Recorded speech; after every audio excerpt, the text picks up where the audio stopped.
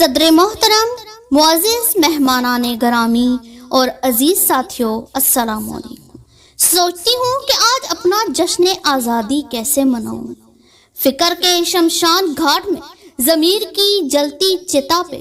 نوحہ کنائی کروں، یا ضمیر کے ساتھ ستی ہو جانے والی غیرت مند اور حمیت پر سراپا ماتم ہو جاؤں۔ گریبان کے چاک ہونے پر آہو بقا کروں، یا دامن کے تار تار ہونے پر نالا و شیون غربت و افلاس کے بھڑکتے شعلوں کو دیکھوں،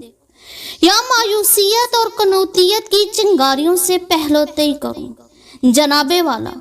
گرد و پیش پر نگاہ دوڑاؤں تو کہیں ہوس کی لہریں نظر آتی ہیں، تو کہیں تعصب کی جلسہ دینے والی آنکھیں مینارے، کہیں آہوں کے الپناک شرارے تو کہیں آنکھوں میں بھڑکتے انگارے، کہیں ہرما نصیبی کے تانے ہیں تو کہیں بے بس و لاچار بیچارے، کہیں گہنائے ہوئے خورشید ہیں تو کہیں کملائے ہوئے ستارے، کہیں زلزلہ زدگان ہے تو کہیں سیلاب میں گھرے غم کے مارے۔ جبر و استبداد کی اس تیرگی میں ٹھوکریں کھاتی ہوئی نئی نسل پکار پکار کر کہہ رہی ہے، اہل دل ملتے نہیں، اہل نظر ملتے نہیں، ظلمت دورہ میں خورشید سفر ملتے نہیں، منزلوں کی جستجو کا تذکرہ بے سود ہے،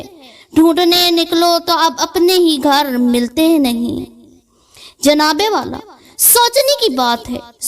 کی بات ہے کہ آج ہم کس بات کا جشن منائیں۔ جشن تو وہ مناتے ہیں جن کے ذہنوں کو حالات کے خونی پنجوں نے جکڑا نہ ہو، جنہوں نے حالات کا جبر سہا نہ ہو، جنہوں نے ایک مذہب کو 72 فرقوں میں بٹتے دیکھا نہ ہو، جنہوں نے مطلب پرستی، نسل پرستی اور زر پرستی کو دیکھا نہ ہو۔ لیکن عالی وقار، جب قوم مردہ ضمیری کا ثبوت دینے لگے، جب قوم کی عفت ماں بیٹی کو اپنے ہی گھر سے اٹھا کر غیروں کے حوالے کر دیا جائے، جب حاکم وقت کی کھلی کچہری میں لوگ خود کو آگ لگائیں، جب مساجد اور امام بارگاہوں میں خون کی ندیاں بہنے لگ جائیں، جب نگاہوں کے سامنے بم حملوں میں شہید ہونے والے معصوم ہم وطنوں کے جنازے اٹھنے لگیں،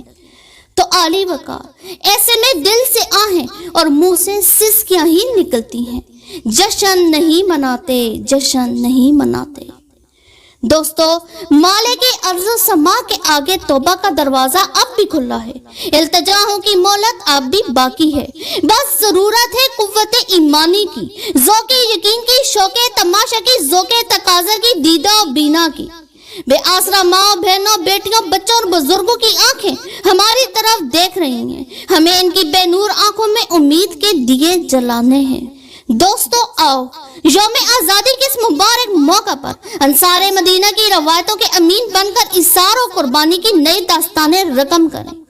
جناب والا، مت بھولیے یہ میرا اور آپ کا پاکستان ہے، یہ پاکستان کلمہ طیبہ کی جاگیر ہے، یہ پاکستان سورہ رحمان کی تفسیر، یہ پاکستان ماں بہنوں کی دعاؤں کی تاثیر، یہ پاکستان قائد و اقبال کے خوابوں کی تعبیر ہے، یہ پاکستان امت مسلمہ کی تقدیر ہے۔ ہمیں اس پاکستان کی خاطر ایک ہونا ہوگا،